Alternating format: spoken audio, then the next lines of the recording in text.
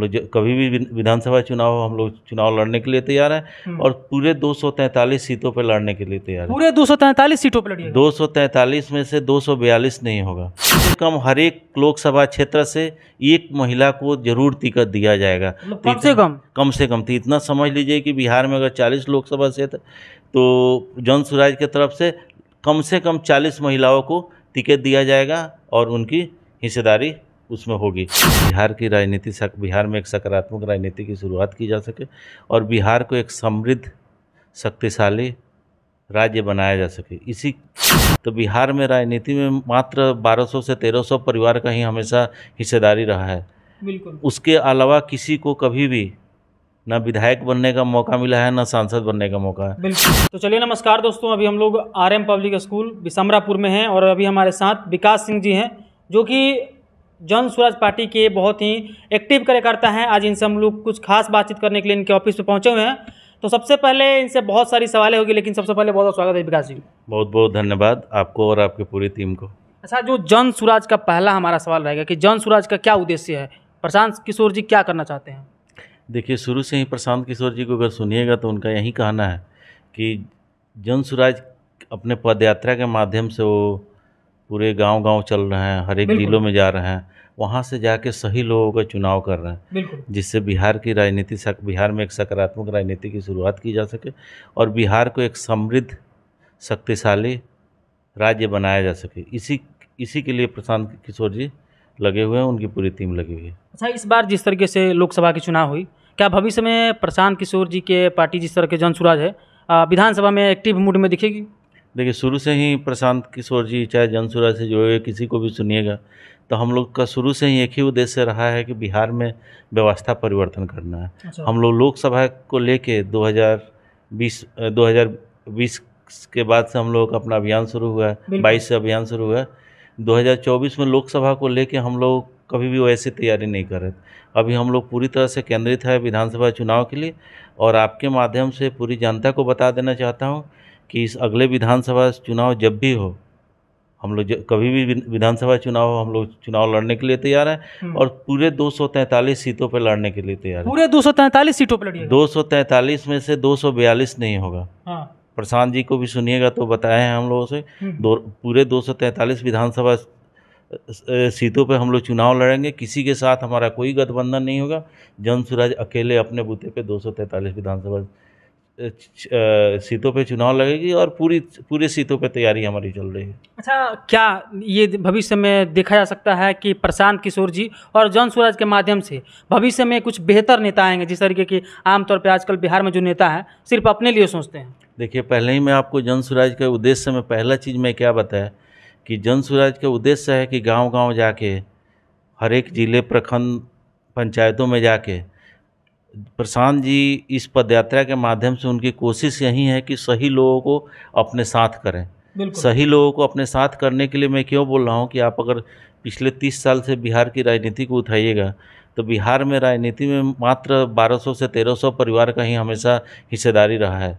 बिल्कुल। उसके अलावा किसी को कभी भी ना विधायक बनने का मौका मिला है, ना सांसद बनने का मौका है। बिल्कुल। तो वहीं प्रशांत जी का उद्देश्य है कि अन्य लोगों को जहाँ से भी ऐसे युवा मिलते हैं जो बिहार के राजनीति में अपनी सकारात्मक भूमिका निभा सकते हैं, उनको खोज के निकाला जा सके और उनको राजनीति में लाया जाए। बिल्कुल। अच्छा, क्या ये भी हो सकता है कि जिस तरीके से बिहार में संख्या की जिस तरीके से हिस्सेदारी है उस तरीके से लोगों को उसमें भागीदारी मिलेगी? जरूर, ये बहुत ज़रूरी है। हमारे समाज में जिसकी जितनी संख्या है उनका उतना प्रतिनिधित्व होना चाहिए और प्रतिनिधित्व नहीं होगा तो उस समाज के बारे में, उस समाज को लेकर कोई आवाज़ उठाने वाला नहीं होगा। आज आप देख लीजिए, बिहार में जो पिछले 33 साल से राजनीति हो रही है, जिसकी संख्या बहुत कम है, वो लोग यहाँ पे बिहार के राजनीति में आ गए हैं। उनको दूसरे के बारे में नहीं पड़ी है कि दूसरा समाज का दूसरा वर्ग कहाँ जा रहा है। मैं इसमें बहुत खोल के कुछ नहीं बोलना चाहता हूँ, लेकिन हम लोगों के जन स्वराज का उद्देश्य है, प्रशांत जी ने साफ साफ कह दिया है कि जितनी समाज में जिसकी संख्या है उसको हमारे संगठन में हो, हमारे पार्टी के टिकटों में हो, वैसे ही उनका को हिस्सेदारी दी जाएगी और उनके समाज को आगे बढ़ाने की कोशिश की जाएगी। बिल्कुल, ये बहुत बड़ी बात इन्होंने कहा कि जिस तरीके से जिस समाज के लोगों को जिस तरीके से संख्या है उस तरीके के उन लोगों को उसमें साझेदारी मिलेगी। ये किसी पार्टी में आज तक नहीं देखा गया है और कहीं ना कहीं ये जनसुराज और प्रशांत किशोर जी की एक बहुत बड़ी पहल है। और अगला सवाल हमारा ये रहेगा कि जनसुराज में क्या महिलाओं की किस तरीके से भागीदारी रहेगी? देखिए, बहुत ज़रूरी है। हमारे समाज की आधी आबादी महिलाएं हैं जी, महिलाओं को समाज में जितना संघर्ष करना पड़ रहा है, बिल्कुल। तो पिछला जो हम लोगों का पटना में कार्यक्रम हुआ था उसमें मुझे भी शामिल होने का मौका मिला था। तो प्रशांत जी का सीधा कहना है कि हमको कोशिश करना है कि समाज से महिलाएं आगे आएँ, नेतृत्व प्रदान करें। इसके लिए एक हम लोग नियम भी लगाए हैं कि कम से कम आपको बता रहा हूँ, कम से कम हर एक लोकसभा क्षेत्र से एक महिला को जरूर टिकट दिया जाएगा। कम से कम तो इतना समझ लीजिए कि बिहार में अगर 40 लोकसभा क्षेत्र, तो जनसुराज की तरफ से कम 40 महिलाओं को टिकट दिया जाएगा और उनकी हिस्सेदारी उसमें होगी। ये तो बहुत बड़ी पहल है। नहीं, बहुत ज़रूरी है। और महिलाओं को आगे लाना, सारी पार्टियों को देखिए, केवल महिलाओं को वोट के लिए, वोट बैंक के लिए महिलाओं के बारे में, महिला सशक्तिकरण के बारे में बोलती रहती है, लेकिन जब टिकट देने की बात होती है, उन्हें सदन भेजने की बात होती है, तो सभी पार्टियों का रुख बहुत नकारात्मक रहता है। लेकिन हम लोग बहुत खुले मन से कह रहे हैं, प्रशांत जी भी कह चुके हैं, मैं भी कह रहा हूँ कि हर एक लोकसभा क्षेत्र से कम एक महिला को टिकट जरूर मिलेगा हमारे जनता। सब विकास, एक बात सभी के मन में आता है कि बिहार में तमाम तरह की पार्टियां हैं, दलें हैं, तो ये जनसुराज बाकी दलों से कैसे अलग है? एकदम अलग है। आप प्रशांत जी का अनुभव उठा के देखिएगा, उनकी पढ़ाई लिखाई देखिएगा, तो उससे आपको पता होगा कि राजनीतिक सामाजिक क्षेत्र में उनका कितना अच्छा अनुभव रहा है। वो बहुत सारे पार्टियों के साथ काम किए, जिस भी साथ काम किए हैं उसको शीर्ष पे पहुँचाए। थोड़ी बहुत मीन्स आपस में विचारों में असमानता रही है कि उनके साथ उसके बाद कंटिन्यू नहीं कर पाए, तो उनके पास एक लंबा राजनीतिक सामाजिक अनुभव है। और जैसे लोगों को अपने साथ जोड़ रहा है, हमको तो लगता है कि ज़रूर बिहार के लिए वो एक मीन्स बहुत बड़ी बात होगी और राजनीतिक एक बहुत बड़ा परिवर्तन होगा और बहुत लोग इससे जुड़ेंगे और बिहार के लिए जनसुराज एक अलग तरह की पार्टी साबित होगी। अच्छा विकास जी, आखिरी सवाल आपसे एक रहेगा कि अभी हम लोग बरौली में बैठे हुए हैं, बरौली का ये बिसामरापुर बाजार हुआ, यहाँ पे आपकी एक अलग छवि, मतलब कि लोकसभा में तो नहीं लेकिन विधानसभा में किस तरीके से दिखी जाएगी?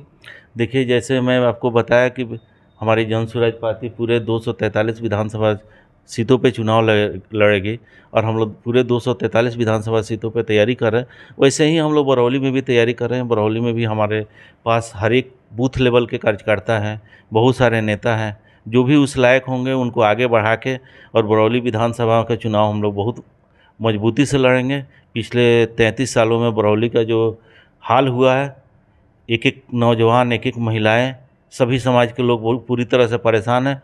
उससे ज़रूर हम लोग जनसुराज के माध्यम से बरौली के लोगों को, बरौली के मतदाताओं को, हमारे महिलाओं को, सबको हम लोग बाहर निकालेंगे। बिल्कुल। आखिरी एक सवाल और रहेगा आपसे कि बरौली में तमाम तरीके की लोगों को परेशानियां झेलनी पड़ती है, लेकिन अगर विकास जी इस बरौली से उठ के आगे जाते हैं या जनसुराज पार्टी यहाँ से जीतती है, तो सबसे पहला कदम क्या होगा विकास जी का? देखिए, बरौली में बात कीजिएगा तो बरौली विधानसभा में कुछ हुआ ही नहीं है।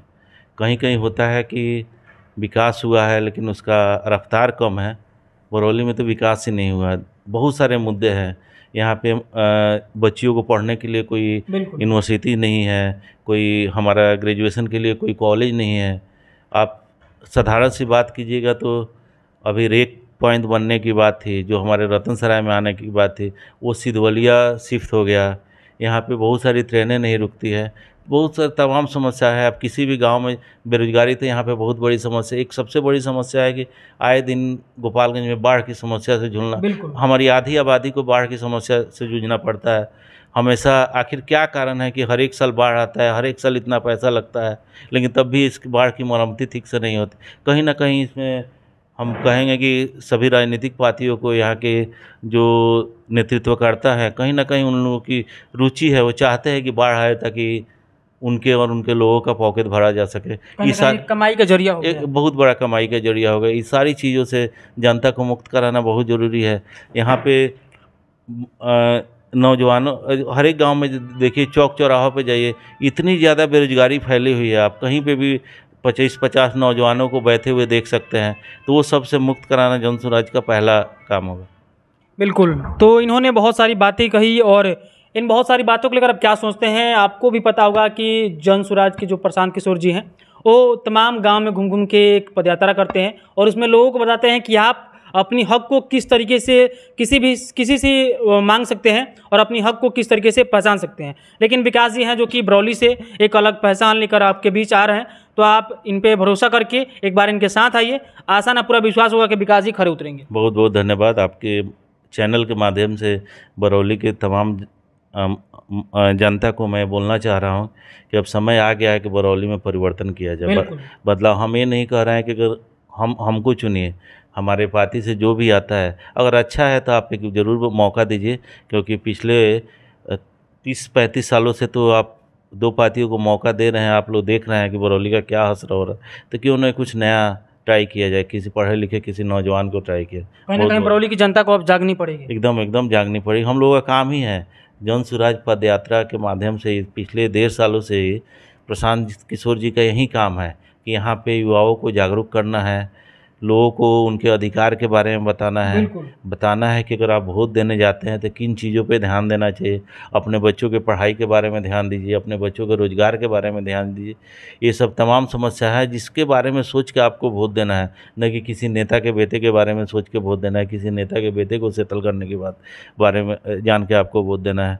तो ये सब तमाम समस्याओं को लेकर प्रशांत जी जनता के बीच में जाके जागरूक कर रहे हैं। और वही काम हम लोग यहाँ पे विधानसभा स्तर से जिला स्तर पे हम लोग जो प्रशांत जी के जो भी उनका विजन है उससे हम लोग इंस्पायर होकर यहाँ पे वही काम हम लोग कर रहे हैं। बिल्कुल।